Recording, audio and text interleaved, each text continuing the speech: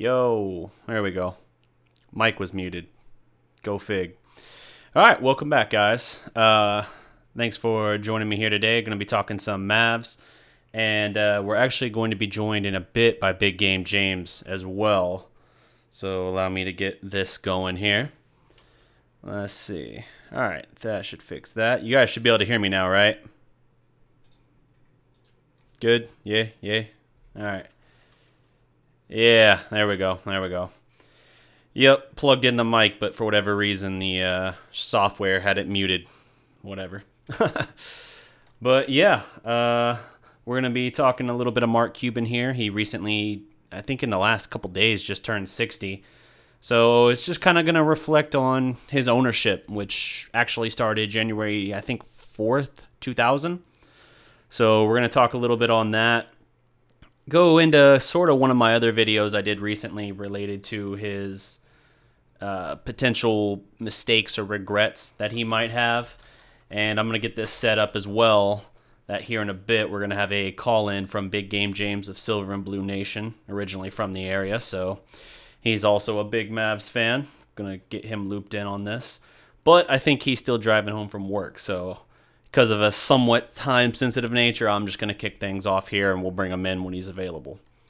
So, if you guys, I don't know how many of you watched my video the other day, or I guess it was about a week ago, but I talked specifically, Cuban is now 60 years old. But I talked about Mark Cuban's biggest regrets in his tenure as Mavericks owner. And you know, the thing with that, it's hindsight, but that's what anything is. And in some of those, I even stress, on the surface, it looked like a good move. It just didn't play out. And in those scenarios, you regret it. So it's not a huge deal to have regrets in that regard. Now, some of them I think were poor planning, like the Rondo deal. If you look at the Mavericks offense that season, they were clicking for at least the franchise on historic levels. The offense was lethal. Now, its point guard position was weak and it struggled defensively. But in that second stint with Tyson Chandler Parsons, Monte Ellis, Dirk still doing work, that was a historically good offense. The problem was because they weren't able to make much headway due to their lack of defense and all of that, they swung big for the fences and they swung a blockbuster trade. And on name value, it sounds better. I mean, obviously, when your starting point guard is Jameer Nelson, you're not going to go very far. And we're not talking about the Orlando Magic Jameer Nelson. This is years later. It was not a good fit for him. I was actually surprised the other day to find he's still in the league, although I think he's a free agent right now. But regardless, they swung the deal for Rondo, and that one didn't make sense on the surface even, because you look at that, and both he and Monte are ball-dominant guards with limited range. And really, Rondo has no range at all. But Monte's range, he could hit big threes, but he wasn't a great outside shooter. His whole game was slash to the basket and lay it up. So that worked great, and with him being really the focal point of the offense, that was cool. But he had to have the ball in his hands to create. And as soon as Rondo came over, it just killed the Mavericks offense that had been just so lethal and at least was keeping them in it in that regard. And then Rondo blew up, and suddenly a team that we thought might be able to get, at the very least, their first playoff series win since 2011, instead fell apart in, I think, 5 games to the Houston Rockets. So that was abysmal. Something like that, that's absolutely a regret where I think it wasn't doing due diligence, because you only have one ball to go around, and it's not like a situation with Chris Paul and James Harden in Houston where one of them, really both of them can shoot the three, but Harden especially is a marksman from out there. Chris Paul can certainly knock him down too, so it's different when you have the ability to at least extend the range, but when you got two guys who have to have the ball and who don't have range, defenses are just going to sag off and combat what they do well and force them to beat them from deep. So let me run through the list here. Virginia's finest, salute. Rangers King 669. Kent Ketchum, what's up? Jazzy Jeff, all right. Brett Bender, what's up, guys? Buddy Johnson at DDP.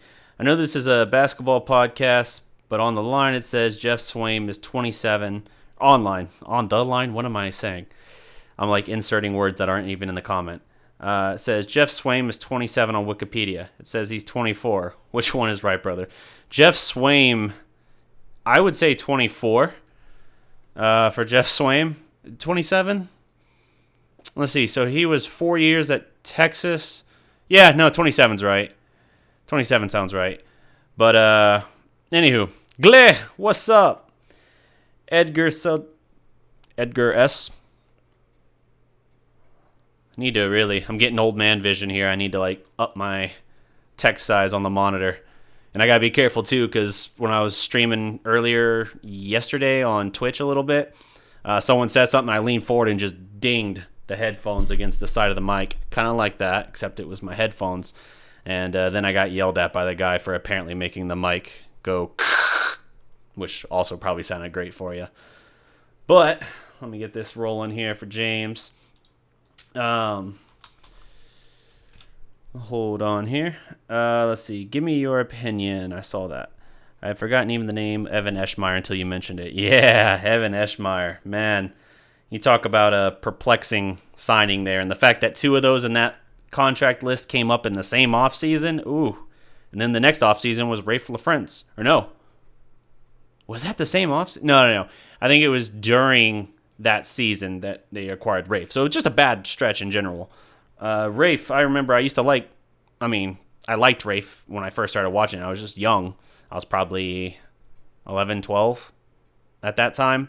So I had to kind of cycle back and evaluate it before. I think I remember before just saying, he's Sean Bradley, but he can shoot. And that was good enough for me as a kid. Let's see here. I don't watch much basketball, but wanted to say hey and drop a like. Hey, Virginia's finest. Salute, buddy. Appreciate you. Cowboys are in training camp mode, so by no means, if you're wanting to check that out, by no means are we not doing Cowboys content. We're just doubling down and adding some basketball content in there as well. Make everybody happy. I don't know what this motion is.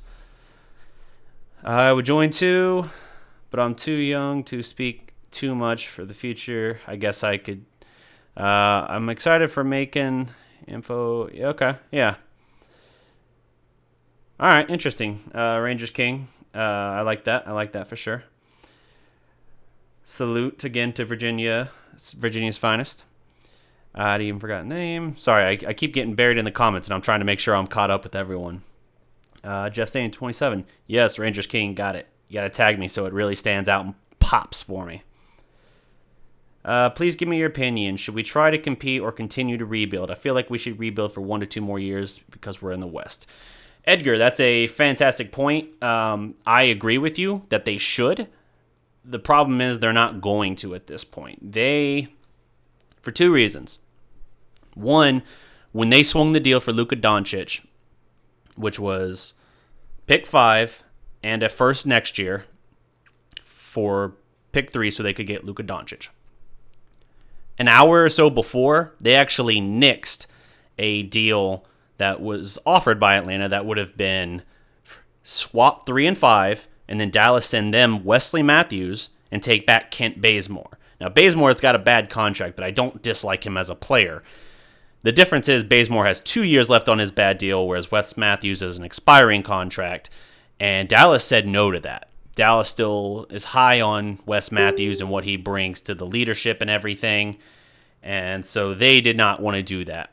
And part of that is because they, for whatever reason, they are not super high on next year's draft, and so they don't value being in that top 5 as critical.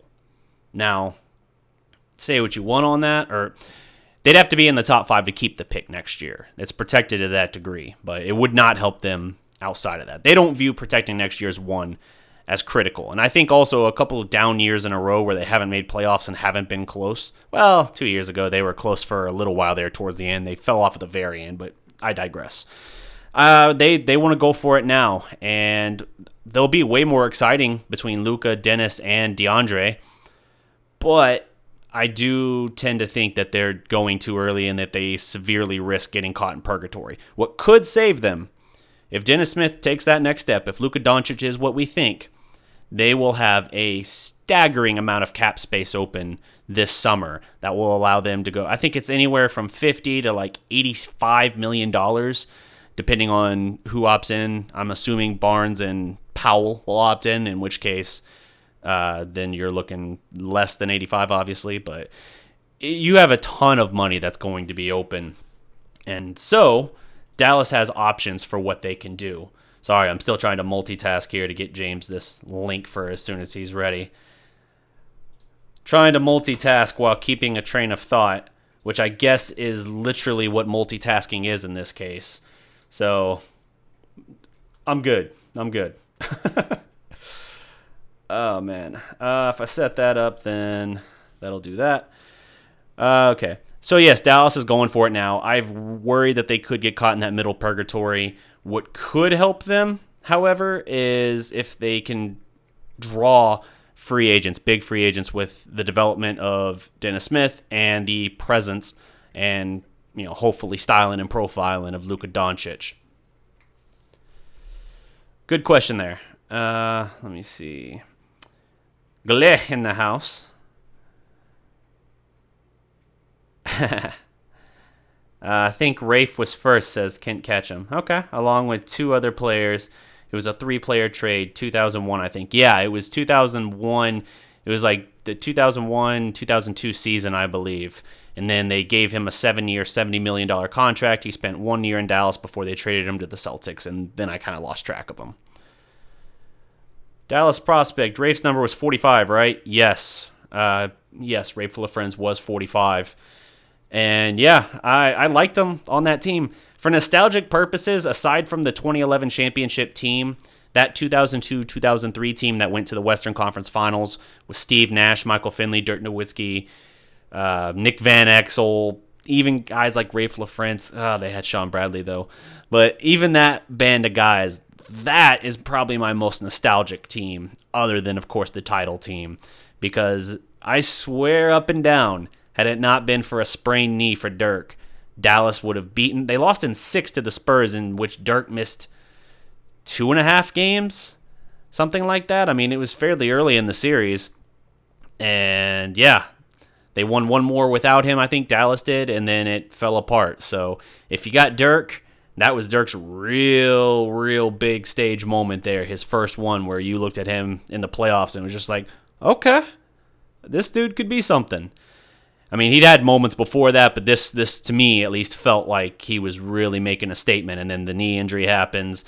They lose to the Spurs in 6, and then the Spurs go on to face the New Jersey Nets, led by Jason Kidd, in the finals, and that's a whole can of ass whoop. So Dirk would have 2 were it not for that, and if not for the 06 debacle, 3. And think about how different that legacy would be viewed. It's already one of the more revered legacies in modern basketball. But imagine if he had 2 or 3 titles. It makes me both sad and a little, not happy, but I don't know. Dirk's my dude. I mean, there's no regrets, but it is one of those things that you think about like, wow, imagine what it could be. Let's see. We're rebuilding even with the Doncic pick. We'll have to make a deal in free agency to compete next year. Yes, I agree. D-Town Tex. Yeah, no, they absolutely are going to have to do that. It's just a matter of who they can get. They are rebuilding, but they're not acting like they're rebuilding. They've said that they are going for the playoffs. And I get every team's almost any team's going to say that. No one's going to come in like, all right, guys, let's tank it. We had a good draft, let's tank.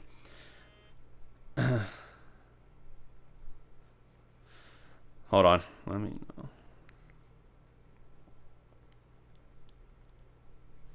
Oh, hey. I just realized I wasn't actually streaming on Facebook yet. Whoops. Let me fix that. No worries, Facebook. I got you. If you guys haven't already, by the way, find us on Facebook, like us. You can follow us on Twitter at Dallas Prospect. On Twitch as well. Twitch is a new one for that. I don't do, every stream I do, I always simulcast on Twitch as well.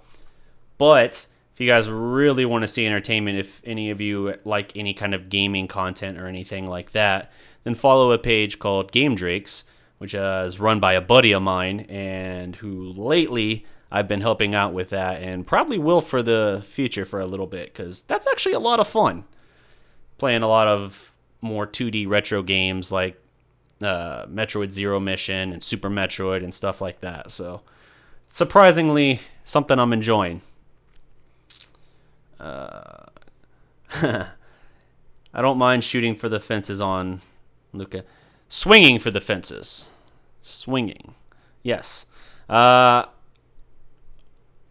wait. Shooting for the fences is like bordering on... I don't know. Kevin Durant ruined the NBA 3 seasons with that weak move.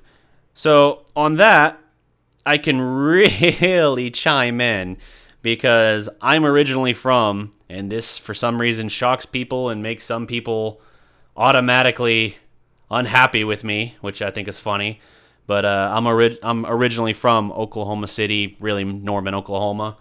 And so the Thunder is my second team. Now, obviously, I was a Mavs fan before the Thunder even existed, but I do really like the Thunder as well because I was from that city. I watched that city go from being just a pissant, whatever flyover city, and in the larger scheme of things, the national scene, and then I watched them get their first team, and they're like their first professional team at all, and then by year 2 they're already a legitimate contender. Like it was really cool to see, and so I ride with those guys too. Mavs are my one, but the Thunder are a second for me. So from the KD perspective, I got to enjoy that firsthand, and I understand like to each your own, but man, if that dude wanted to go out of his way to make everybody except the fans of his direct team angry, he's doing a really good job of it. Like even today, he had some comment about, maybe it was today or yesterday, but he had some comment about like, oh, this is the real me. The guy you saw in OKC was just an act trying to please everybody.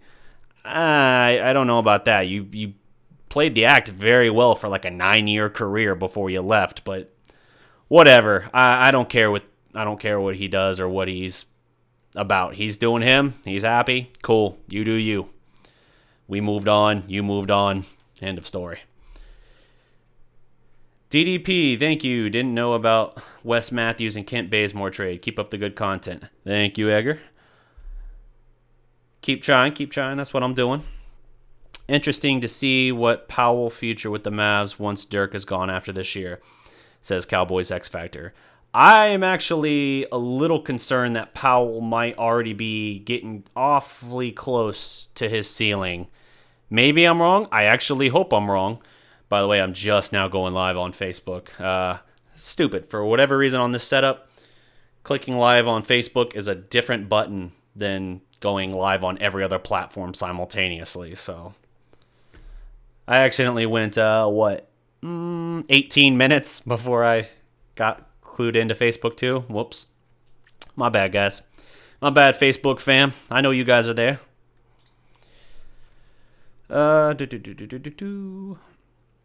Yes, Van Exel absolutely... Oh, yeah, sorry. Let me finish that Powell thing first. I am worried that Powell is a little close to his ceiling already. Just in... Oh, James is ready. All right, let me call him in. I am a little worried that he's close to that ceiling as is. He had a good year last year, so maybe that's a reassuring sign. But let me get this dialed up here one moment while I call up Big Game James. I should have programmed that DDP theme, that Diamond Dallas Page theme to play in the background while I set this up. That's all right. I can stand a few moments of silence. And I'm going to keep going through your comments, guys. Don't worry. Keep them firing away, and I will get you looped in on that.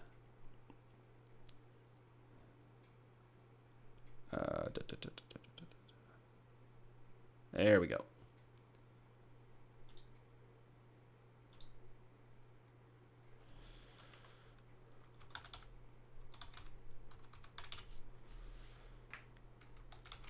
Oh, Almost made a mistake in that setup. That would have been embarrassing. Calling the wrong number during one of these would be very confusing. You guys would not know what the hell was going on. The person on the other line wouldn't know what was going on. I wouldn't really know what was going on because I wouldn't have noticed I dialed the wrong number.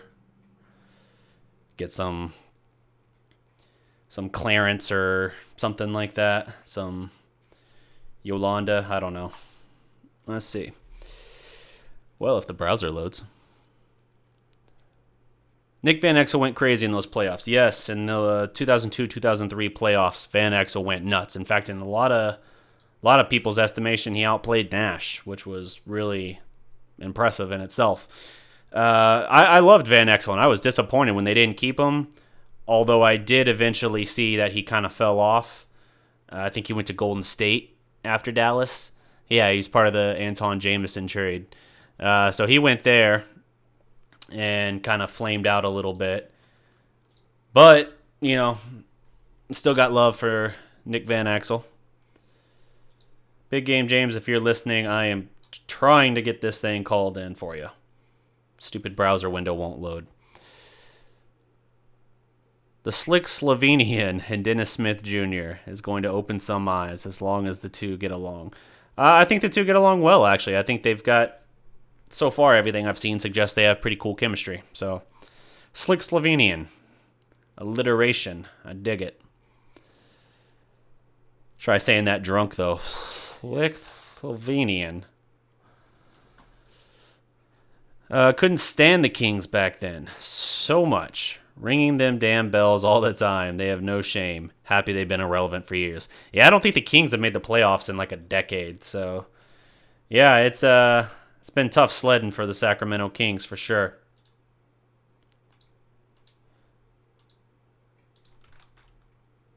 Aha. Let's see here. Okay. Should be calling Big Game James. Here, I'm going to mute his mic for just a second until I'm certain that it's actually... Oh, that was loud in my own ear.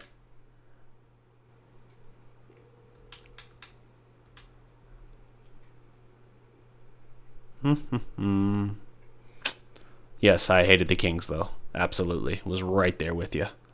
And the Spurs. Hello?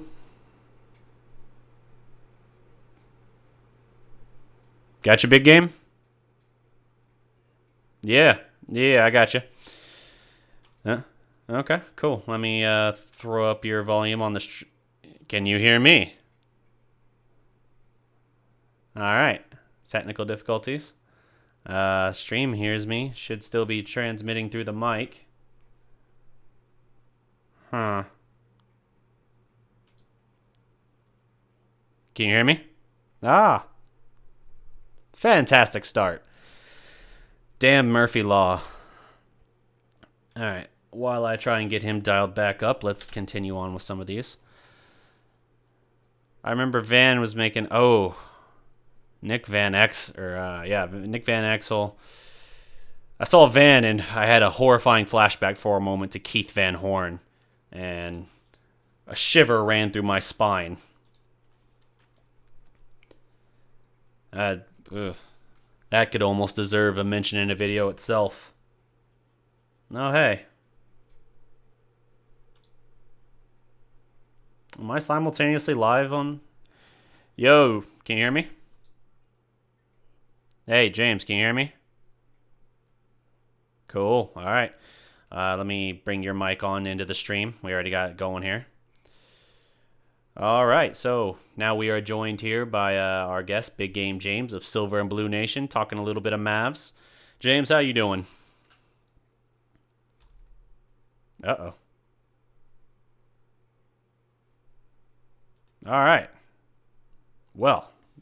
If you are talking, I have complete silence. You there? Yeah, I'm here. I'm listening to you. Oh, I was asking you how you were doing, and then I didn't hear anything. Oh, okay. I didn't hear that part. I'm chilling. Just got off work. Just getting really ready for this California trip tomorrow. Yeah. You're heading out to training camp, right? Cowboys training camp? Yep, training camp. Be there from Thursday until Sunday, so I'll at least get to see 3 days. Uh-oh. Let me fade here to the new setup. Sunday after. Getting some cutout here. Let me I see heard if you I now. can. Like you keep coming in and out. Yeah, I'm hearing the same thing on that end.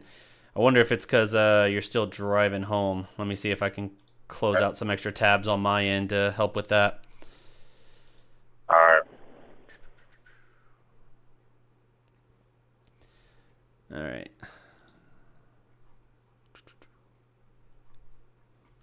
Okay, that should help a bit.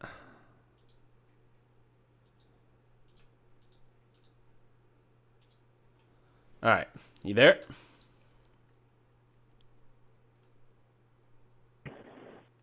James? Yep, I'm here. Okay, cool. Yep. Let's see if that helps. I'm hoping it works because we've done entire shows like this before, so I'm hoping that everything's gonna pan out on this run. Well, it's sounding good so far, so I'm good. Okay, cool. Yeah, so you were saying you're going to be out at training camp Thursday to Sunday, I think is what you were saying?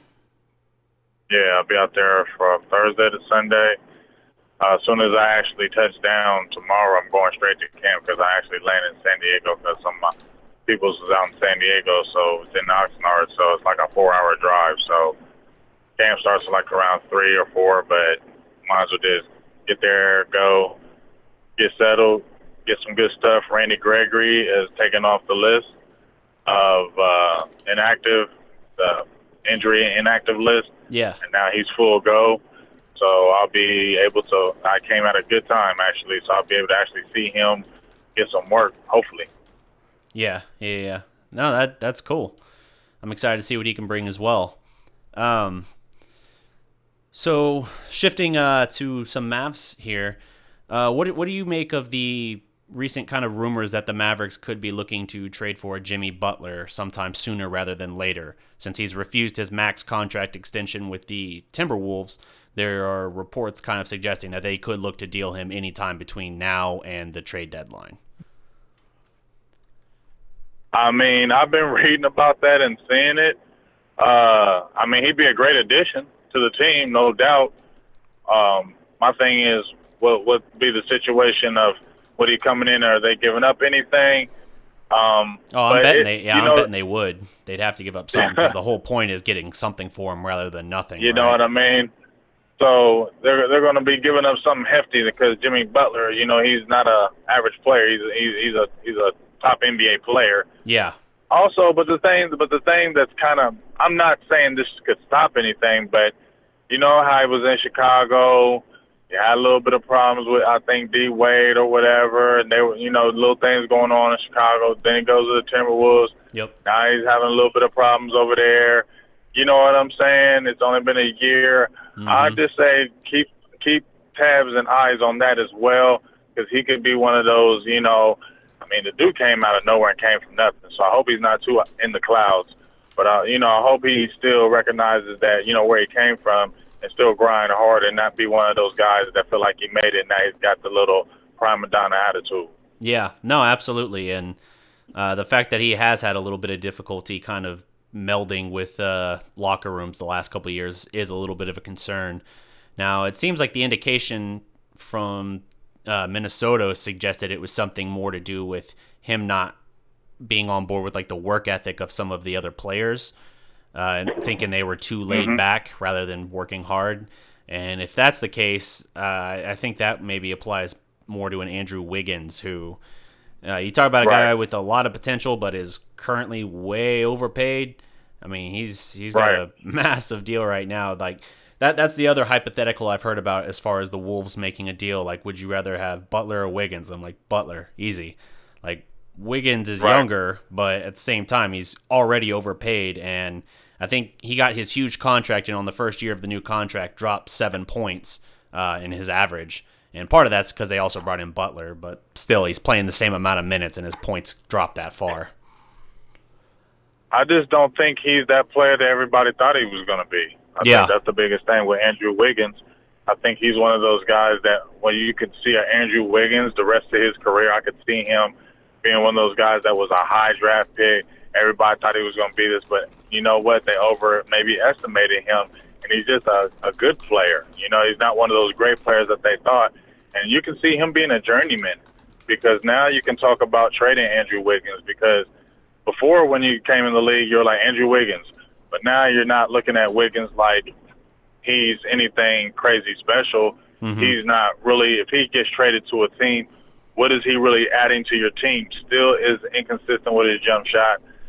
Yes, he has the defense, but, you know, he just has, to me, an inconsistent type game. Yeah. No, he absolutely does. He's got a lot of raw athleticism. And he doesn't shoot good from the field. Yep. He's got a lot of raw athleticism, but it hasn't translated into other areas of his game necessarily. So, yeah, I definitely feel that. I'm trying to remember. I think it was Wiggins last year. He hit a big shot in like the first week of the season versus OKC. Just a crazy buzzer beater. I think he banks in from like half court or something to win. I can't remember if it was him or Butler. I think it was Wiggins though. But yeah, he's got a lot of potential, but he got stuck with the big. I mean, I say stuck with. Obviously, he's happy about it. A big price tag early on, and I think that kind of affects his ability to go to another team initially, because I think teams are going to look at him unless it's a team who's lower on the food chain and like, we can bring that on and hope for the future, hope for the best for his development, that we can take him to that next level or something. But if you're talking about like a contender right now, taking him on with that contract, that's going to be tougher to do, I think, without having to give up serious assets. Mm-hmm. But yeah, I mean, I would, if the Jimmy Butler thing is open, but Rick Carlisle's is a good coach. So I think he can manage the mentality. And just like you said, if it's a situation where he's complaining about guys not working hard, and I think that was going on in Chicago, him and Wade were saying like the guys were being lazy too.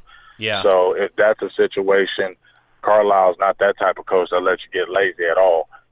So I think they would mesh well in that aspect. So definitely look to something to look upon because they need another scorer, a dynamic scorer, besides – Dirk is probably coming off the bench now. Harrison Barnes, but we still need a dynamic scorer who can just guarantee put him in. I know Harrison Barnes is nice, but we need that guy to kind of play off him.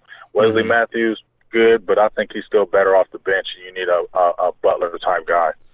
Well, with Matthews' case, I don't imagine he'll be back next year because his deal expires this year, and right. I mean, maybe he could stay, but I imagine given his stage of his career and the fact that his entire stint in Dallas, I think they made one playoff appearance in his stint, and they got bounced in 5 games against the Thunder in 2016. So I have to think that he's probably going to want to go elsewhere. He won't get the money he got from us, but at this point, you look at it as like, okay, I got paid, now I can go somewhere and try and win the title. So I don't imagine we'll have Wes Matthews next year. But, yeah, if we did have a scenario with Butler and Matthews wasn't part of the trade to, like, make the money work out, then, yeah, I would agree that would probably be the most logical thing is to have Matthews come off the bench at that point. But it's definitely an interesting... Yeah, but you're right. He probably ain't going to be there. Yeah. It's an interesting hypothetical, though. Let's see. I saw a question here. Someone talking about... basically, would you include Barnes in your trade for Butler if you were to pull that off? No. Okay. Harrison Barnes, I think he's under contract this year, and I think he's got a player option after this as well, which I imagine he'll opt into because I think his best money is through doing this right now as well. So, I maybe from a financial standpoint, they could make that work. But right now, I look at it this way. Harrison Barnes is your starting 4. Dirk is, your backup power forward at this point / sort of center. And then what else is your front court after that? You got Kleber and, I know that they have, like, Kostas on the roster and they have some guys. I just mean, like, in terms of big minute grabbers. So, interesting for sure. So let me cycle back to kind of the initial thing that this stream is titled for. So with Cuban turning 60, I think it was yesterday or the day before that happened. I could quickly look that up, but I'm afraid of opening another tab and therefore somehow distorting this Google Hangout. So let's just say 2 days ago, Cuban turned 60.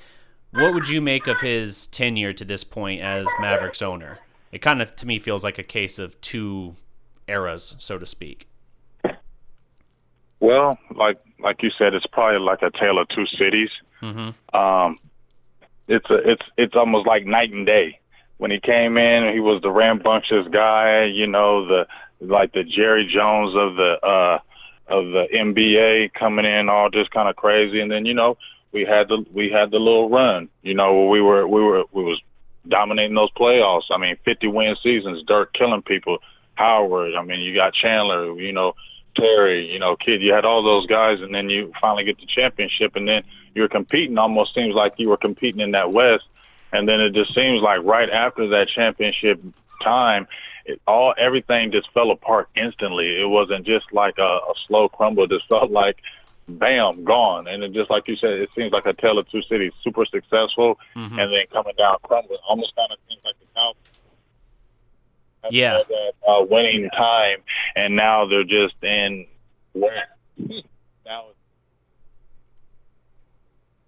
it's just like they're at the bottom of the nation. We're gonna do something. So it's kind of felt like the Cowboy situation where we've had all of this success, but hasn't done anything with it lately. Yeah, I agree with that. When Cuban got the team, I was saying earlier, I looked it up just before I went on air. January 4th, 2000 is when Cuban bought the team. And from the moment he got in, it was pretty much like he was obsessed with getting a title. And although he made some very head-scratching signings initially and a couple deals early on, which my last two videos detail those two in pretty good part there. It's the worst contracts and some of his biggest regrets. Right. If you haven't seen the contracts video yet, I definitely recommend it. Two of them happen in the same offseason, that 01-02 offseason, and it is just like baffling money he threw at guys that you just can't comprehend the deals he threw out like there. Like I said, the Jerry Jones of the NBA. Yeah. Does the name Evan Eschmeyer ring a bell? Wow, from Northwestern. Yeah. Wow. 6 years, $20 million is what he got. He played. Are you serious? He played 4 seasons in the NBA, had career averages of 1.5 points and 2.5 boards per game. Almost never played. He was here 2 years, and then they moved on from him. That's one of the entries. That was one that I had to dig up because I wouldn't have remembered that name. Mm-hmm. But yeah, so wow. Evan Eschmeyer. I remember when he played in the Big Ten. Yep. But yeah, a lot of confusing moves like that early on, but they were aggressive moves, and he had the benefit of already having Nash, Dirk, and Finley all already on the roster. Dirk starting to grow into a superstar. Nash already a very good point. I mean, Nash wasn't already very good when Cuban came in at 2000. Nash really broke out around the start of that 01 to 02, 03 stint there. And then Cuban's obvious big regret was thinking Nash was essentially done because of his back not matching or topping the Phoenix offer and letting Nash walk away just to go win 2 immediate MVPs. But I digress. Right. Very aggressive moves. Everything he did was obsessed with chasing a championship. Finally gets it in 2011, and then he completely pulls a 180 on his entire philosophy on how he's going to build the team. He's worried about these young super teams that he sees, and at the time he thought, and a lot of people did, that Oklahoma City was going to be that next super team. People thought Oklahoma City was going to basically become what Golden State did become. That they were going to be this, incredibly young, incredibly talented, possibly dynasty. And so Cuban, rather than also embracing the draft, decided, okay, we're going to chase the big fish every offseason, and we're going to do everything we can to just keep this thing afloat with established guys. And it not only did it not work, it literally never brought in anybody. Who was the biggest signing? Who was the biggest signing in all of that? DeAndre Jordan didn't sign. That would have been the closest to a big fish you got if he had gone through with it. Was it Chandler Parsons? Like, it panned out nothing. Now, they did do a good job in bargain shopping. Monte Ellis was a very good pickup for them. And until Rondo came in and that just obliterated Monte's stint here, Monte was very good for Dallas. I actually was quite a fan of his. But yeah, it's weird to me how it really was a complete change of philosophy. He blew up the title team, completely changed everything. But I don't know. I mean, it's even. Do you think people want to play for him though? Do you think people really like him as an owner? Do you think people really like playing for him? Because it seems like it's been a while since we've attracted free agents.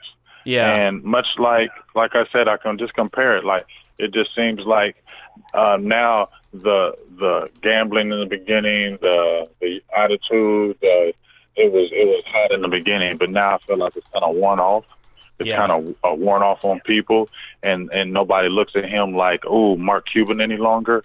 So I wonder if that's another reason why it's tough. Seems like we're getting the players that really come over because, we got DeAndre, but if we didn't get DeAndre, who we really have? Yeah, and the thing with that, too, is, when we finally did get DeAndre, there wasn't really competition for DeAndre. Like, no one was going to give DeAndre that money. Right. So he was coming to Dallas no matter what. Because, if you look at what the rest of the center market was this offseason, DeMarcus Cousins going for $5.3 million to the Warriors. I mean, he's coming off the Achilles, but centers did not get paid. Look at Nerlens last year, too. Before he turns down that deal, which now looks really bad because now he winds up with a 2-year deal in OKC to be a backup. I mean, it's mind-boggling how much the center market has deteriorated. So there was no competition for getting DeAndre Jordan here finally. And that was another failed experiment because, I was excited when we got Nerlens Noel. I thought he was going to be a good piece for us. Shot blocking, you could see potential, but it just came over and was just a disaster. Yeah. Yeah. So I don't know.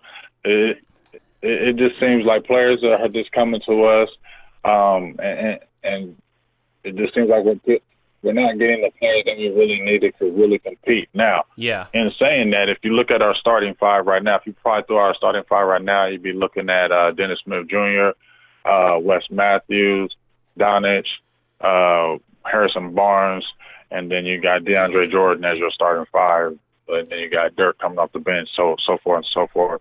Yeah. That's not a bad starting five. No, it's not. And, to some of the people in the comments, I'm not trying to trash Cuban. I know some people are saying, what other owners do you know? No, he's made some definitely head-scratching moves, but the idea is just that he's changed his philosophy. And, yes, he has always been aggressive, and sometimes that panned out, and other times it didn't. And, that's going to be the case with anyone. But, the Mavericks under Cuban had 12 straight years of 50-plus wins. Part of that, again, was helped by the framework that was kind of already in place with Dirk and to a lesser extent because of their remaining 10 years with Dallas after he got the team, Nash and Finley, but mostly Dirk. But same time, Cuban, as he is great at maintaining his brand, no doubt. And I've gotten a little frustrated with him in recent years just because I got so sick of the chase the big fish. And here's what kills me. There was an analysis done, and I wish I could remember the source off the top of my head, but there was an analysis. I think I want to say I saw it in MavsMoneyball.com, and they looked dating back to the year 2000 when Cuban got the team. And it looks at all of your draft picks and the average number of games played per picks.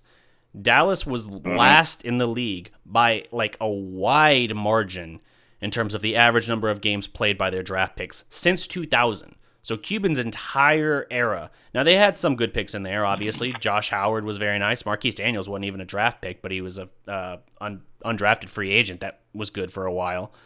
I mean, they had some that were good, but for the most part, Dallas has never been a great drafting team. And I actually do think this year especially, I think they killed it in the draft. I think they did really, really well. So hopefully that's them turning over a leaf. But, I mean, part of looking at the big picture of a guy's tenure, legacy, whatever, is looking at the good and the bad. And the draft has honestly been the worst aspect of the Cuban tenure. It's a good thing that they were able to build get one, a great coach, and then two, build a good veteran roster that was hungry and who got hot at the right time to win a title. Because if they don't win in 2011, I don't know what we make of Cuban's tenure. Yeah. I mean, Especially with losing that comeback. Yep, exactly. With the Heat. So that wouldn't have been good for him at all. Yeah. Yeah, definitely. So it's just interesting looking at it. But yeah, so Cuban turned 60.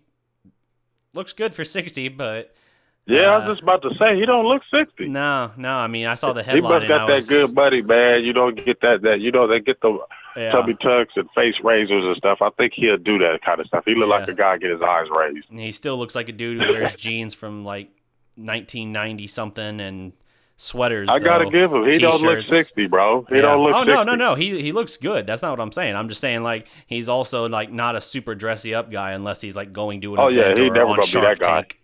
Yeah. Yeah. I think Cuban or Dirk was even on the Dan Patrick show or something this past week, and he mentioned Cuban's birthday, and he's like, I honestly have no idea what you even get for someone like that, because even if you got him, well, first of all, he's worth $3.7 billion, I think, so what can't he get for himself anyway? But even if you were to get him like a shirt or something, he's just going to wear a T-shirt. Like, it doesn't matter. So you got to give him a T-shirt. That's what I would get him for his present. I'd get him a nice-ass white T-shirt. Yep. He'd be geeked on that. Get him a 12-pack of Hanes tees or something like that. Right. The value. But, yeah, I don't know why we haven't drawn more free agents to Dallas over the years with it being a big major market and being as good as it had. I mean, especially, like I said, that 12 years of 50 wins every season. But I have to feel like it has something to do with Dirk's style of play just not being the sexy draw to a lot of other free agents. Like we saw in case of Jason Terry and Monte Ellis, Dirk really helped their game. He draws in, he's like a black hole in the sense that he draws in the defender, which opens up space for them to operate. But for whatever reason, because it's not dunks and all these crazy athletic plays, it just kind of went under the radar, it seemed like. Right. Well, and also Rick Carlisle's a good coach, he is strong. Yeah. But he was in and out. You know what I'm saying? So you got to have guys that's going to fit that right style. And maybe someone is not appealing, then maybe that his style. I'm not saying he's a bad coach because he is a good coach. But maybe that style doesn't appeal to maybe some of these younger players that are out there that kind of want to get their shine nowadays. It's like these younger guys get these contracts and they are only looking for a few years, and they're all looking to go on look up with other guys that are top players in the NBA and go to these teams, and that's what they're trying to do. Yeah. So other teams suffer, and it seems like we kind of suffering because we should have kind of like a big three right now. Yeah. But it's growing because you got the foundation with a Dennis Smith Jr. Mm-hmm. You got Doncic, who I think is going to be really good. Yep. I like Harrison Barnes. I don't want really them to give him up. I like him. I want him to stay and develop because I think he's a good player. Yeah. And I think using DeAndre for that year and seeing what's going to be in the draft next year or potential other free agents, because there's going to be other free agents who will have money to throw around. We'll have a lot of money to throw around. So I think this will be a year of a kind of a rebuilding again, maybe improve a little bit because our roster will be a little bit better. But when we have that big money, go out there and get aggressive and get those guys because there's going to be a lot of guys available next year. Yep. And, they say that they're going to go for the playoffs this year, but I do think that it's going to take them some time. I think they're going to have to take their lumps this year for the most part. I don't think they're a playoff team as of yet. I think that they'll be a team that we look at and we say, okay, a year, maybe two, they could, be right back in the thick of it. But I do think that this year the young guys are going to have to keep taking their lumps. And I think, they'll have a lot of cap opening up after this year. After this season, you'll only guys under contract. You'll have Dwight Powell and Harrison Barnes, who both will opt into their player options. You'll have Dennis Smith and then Luka. Beyond that, I think everything is open. So you're looking at, $70 million, something like that in cap. You should be able to build something with that, especially if Dennis Smith keeps being the highlight reel that he's been. Right. And if Luka looks anything like advertised, they will find people to come in. And to that point as well, Dennis Smith's style of play, I said earlier, if Dirk's style wasn't a huge draw, Dennis Smith's absolutely is. So maybe that can kind of change that narrative a little bit. Yeah, well, I think that was number one, a great draft pick, getting Dennis Smith Jr. because the highlight film, the excitement, the kind of style of play he brings, it just brings people into the get seats. People will start filling up them gyms. And then, like you said, if Doncic comes in there and is as good as advertised, now you got two exciting young kids out there. If you see those guys running and gunning on the break, now all of a sudden you see those crowds that weren't in there before. Now they start coming in there because they want to see some highlights. And this, as you said, that's what makes it more appealing to the free agents coming, because it's that style of play. And then when you got those young, exciting guys, it makes you want to come. Prime example, I don't care anybody says, I know LeBron wanted to come back to Cleveland, but a big point of him coming back to Cleveland was a young guard named Kyrie Irving. Yeah, absolutely. And yeah, that's probably going to be the case here. They're just going to have to see how it shapes up and all of that. But I do think that they are on their way with that cap space. I feel more optimistic, because my fear with them apparently going for it now was what happens if you go for it a year early or 2 years early and you get caught in that purgatory of the middle where they were for the past several years, where it's like, hey, we can make the playoffs or we can be right in the mix for the playoffs, but we can't really compete. But you're stuck there because you're too good to get a good draft pick, but you're not good enough to actually do anything. Cowboys 8-8, 8-8, 8-8, like that. It's purgatory. You don't want to be there. It's the worst place to be. And the only reason I'm not worried about that with the Mavericks, even if they are going for it now, is because of that cap space and because of, I think, the marketability and the draw that guys like Luka Doncic and Dennis Smith can have as far as free agency recruiting. And I think free agency recruiting is bigger now than any era before. I mean, now guys are just going to play with their friends. It doesn't seem like they're as interested in competing from where they are. You know, they're, even if their team, if they think they can go find a better situation and it'll pay anything similar, then they'll roll with it. There's no loyalty to city in this day and age. That's part of what's made Dirk so special. Yeah, I mean, I totally agree with you on that. I think Twitter, I think the online, I think the computer, I think all that changed the game, because, you know, when I was coming up, none of that stuff was going on. And so it was a more of a rivalry type thing, because you didn't have that easy access. You couldn't tweet somebody in the 80s. You couldn't tweet somebody in the 90s. You know what I mean? And it just meant a little bit more. But now it just seemed, once the NBA started, and also guys back then were playing 4 years in college. Now guys are playing 1 year. So the league gets watered down because you get younger and younger players. So you get younger and younger players, those younger guys or younger kids are doing the young things. You know, they're not doing the older things like the older players would do coming in at 24, 22, 24. These guys are coming in at 18 and 19 now, 20 years old.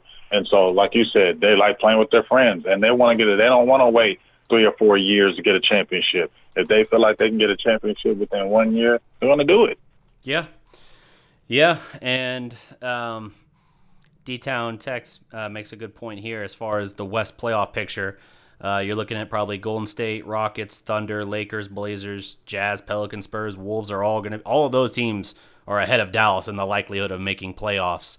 And if that's the case, then Dallas won't be a top 5 protected pick. They won't be in the lottery, most likely. I mean, very long shot odds at that point. So the first round pick next year would go to Atlanta. And while, yes, that wipes your hands clean of that deal, it means you have a year you don't make the playoffs, and then you don't have a pick that can do something. Your only major thing to bank on for the following year is the development of your young guys. And this is where I was saying you got to be careful, is Doncic and Dennis Smith are going to get better year after year, and that's good. But they're going to get to the point where they're good enough that suddenly Dallas goes from winning 23, 24 games like last year, where they're winning 30 or 35 or 40, and they're still caught in that purgatory where it's a grind to get to 50, and you pretty much need minimum 48 usually to get in the West. There was a time where you needed 50 to be the 8 seed. So that's the purgatory you gotta fear. There is, if you're gonna be bad, you need to be bad now while they're young enough that you can still get picks. But Dallas seems to not be high on this upcoming draft class, and so they said, nope, we're not gonna swap. We're not gonna just swap 3 and 5 and then Wesley Matthews for Kent Bazemore. We're gonna do a first round pick next year, top 5 protected to you as well, and then we're gonna go for the playoffs now. And they got their guy. I'm excited to see Doncic play, but that is the one lingering thing that scares me. So let's see here. Let's take like 2 or 3 quick questions, and I'm gonna have to wrap up this stream. Gotta take the wife out for dinner tonight for our anniversary. Man, y'all be having anniversaries like every other week, man. Y'all in straight love. No. I should clarify. This is the dating anniversary. This is not the wedding Okay. anniversary. It's one of those things that Okay. I woke up this morning, became aware of it, and was like, "Ooh, I should do something about that." So I'm getting I on top got of it you. now. Got you. Brownie points. Brownie Got points. you. Got all Let's. that. I got to get all that. Yep. Let's see. All right, guys in the chat, hit us with 2 or 3 quick questions. We'll answer them, and then I got to wrap up this stream here. So let me ask. I'm gonna ask you if they're not asking. I'll just throw it out there. Sure. So what do you think about our rookie class? What do you think about Jalen Brunson? What do you think about the guys we got? Man, I'm huge on Jalen Brunson. I had to watch him kick the ever-living snot out of my Oklahoma Sooners in the Final Four a few years ago. One of 2 years we've had a good basketball team. But the dude's done it all. His resume is about as long as Doncic. It's just that he was through the D1 system. I think he'll be a very, very good backup point guard for them, and depending on what lineups we run out there, he could even play a little bit because Dallas loves to go 2-guard lineups in recent years. He could even make an impact there. So very excited to see him. I like your thinking. Yeah, he's a 2-time NCAA champion, former McDonald's All-American, Player of the Year, Big East Player of the Year several times. I mean, he's done it all. Like as far as his level. He's not. I mean, you can't even say he's not a superstar. He's not fair to the big moment. Yeah, no, he's not. And the fact that he fell to the Mavericks in 2 at the top of the second round was very impressive, or I should say, fortunate break for them. So they pounced on that absolutely, and I think he will have a big impact. Here's a question here. There's a guy who should be a first rounder fall to round 2 because he plays at Belmont. Dylan Windler. Watch out. Would love him in Dallas. See, so that's Rangers King 669, aka Max Levy, who's our new scout guy at the Dallas Prospect, our NBA/Mavericks scout. He put out a great piece. Nice. Yeah, he put out a great piece the other day. If you were curious about Ryan Brokov, that Australian 3-point shooter Dallas picked up, he put out a really good in-depth analysis on him, complete with all kinds of highlight clips and all that illustrate his points. So if you want to check that out, that's on the Dallas Prospect. Let's see. I like that. Who are you looking forward to seeing for the first time this season other than Luka? Well, I think the backcourt's crowded, but I do think Brunson will make a bit of an impact. Honestly, I want to see Spalding. I think that there is going to be a real chance for Spalding to do something this year just because I think the front court isn't super stacked. And if Dirk has to miss any kind of time, which granted being 21 seasons with one team in the NBA now, plus being 40, I think he's still 48, he turns 41 in next June.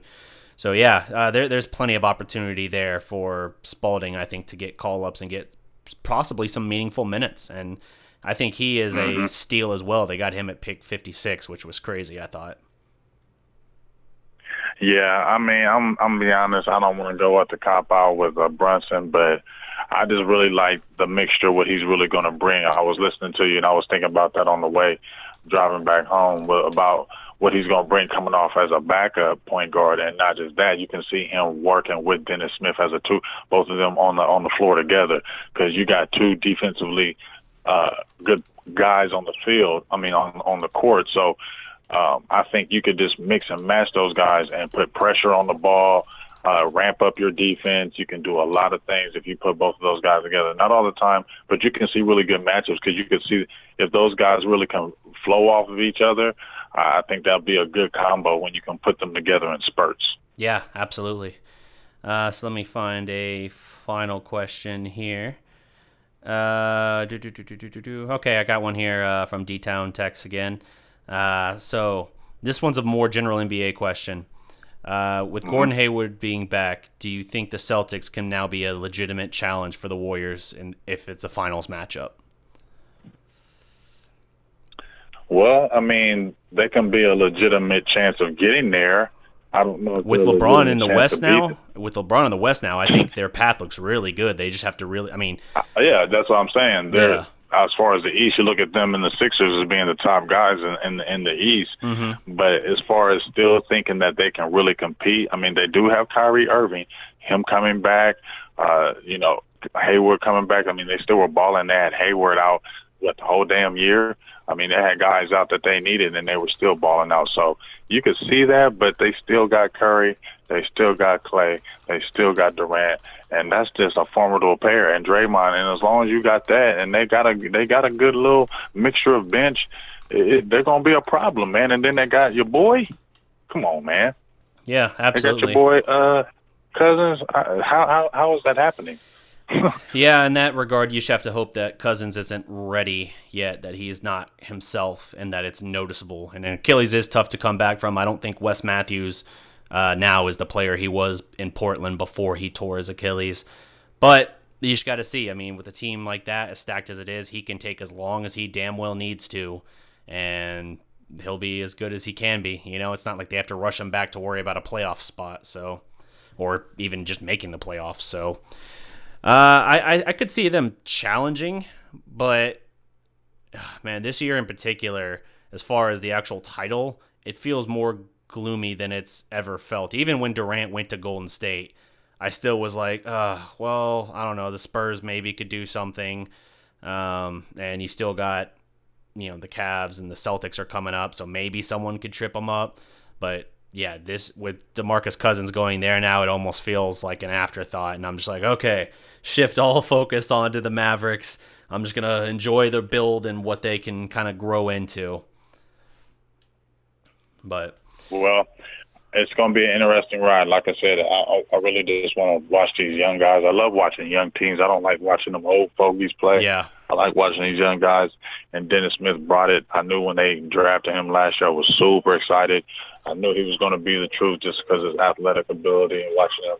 I saw him in high school, and I seen him when he was banging against Seventh Wood back in the day. Nice. So it's and Donis, and I think him and Donis, they're going to be a nice little combo. I really want to watch Donis because I just want to see that size. Yeah. And I just think he's going to – that size is going to do a lot of things. And you've seen how the Europeans have been coming in, and those guys over in Europe, they don't come in and they don't come in like getting only like 4 or 5 points a game. They come in getting 16, 17, 18 points a game their first year out. They're ready. That has been a major shift in recent years.